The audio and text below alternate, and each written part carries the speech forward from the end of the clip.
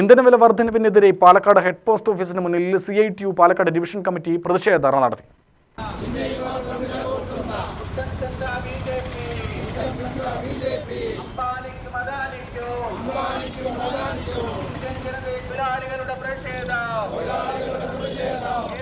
ജനജീവിതം ദുസ്സഹമായ സാഹചര്യത്തിൽ കേന്ദ്ര സംസ്ഥാന സർക്കാരുകൾ തീരുവകളും നികുതികളും കുറച്ച് പെട്രോളിയം ഉൽപ്പന്നങ്ങളുടെ വില കുറയ്ക്കണമെന്ന് CITU സംസ്ഥാന കമ്മിറ്റി അംഗം TK നൌഷാദ് ആവശ്യപ്പെട്ടു. ധർണ ഉദ്ഘാടനം ചെയ്ത് സംസാരിക്കുകയായിരുന്നു അദ്ദേഹം. രാജ്യത്തെ മുഴുവൻ ജനങ്ങളുടെയും പ്രത്യേകിച്ച് പാവപ്പെട്ട ജനങ്ങളുടെയും ജീവിതം പ്രതിസന്ധിയിലാക്കുന്ന രൂപത്തിൽ കേന്ദ്രം ഭരിക്കുന്ന യൂണിയൻ സർക്കാർ, RSS നിയന്ത്രിക്കുന്ന BJPയുടെ നേതൃത്വത്തിലുള്ള NDA സർക്കാർ ഇന്ധനവില നാൾക്ക് നാൾ വർദ്ധിപ്പിച്ചുകൊണ്ടിരിക്കുകയാണ്.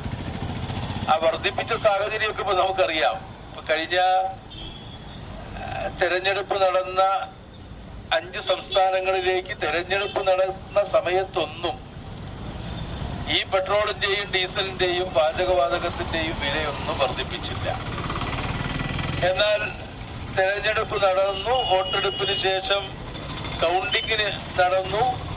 ആ ഫലപ്രഖ്യാപനത്തിന് ശേഷം പിന്നെ തുടരെ ഓരോ ദിവസവും ഇന്ധനവില വർദ്ധിപ്പിച്ചുകൊണ്ടിരിക്കുകയാണ്. കോർപ്പറേറ്റുകൾക്ക് കോടിക്കണക്കിന് രൂപ ലാഭം ലഭിക്കുന്ന ഈ പെട്രോളിയം ഉൽപ്പന്നങ്ങളുടെ വില വർധനവ് പിടിച്ചു നിർത്താൻ കേന്ദ്ര സർക്കാരിന് കഴിയും എന്നുള്ളതിന്റെ തെളിവാണ്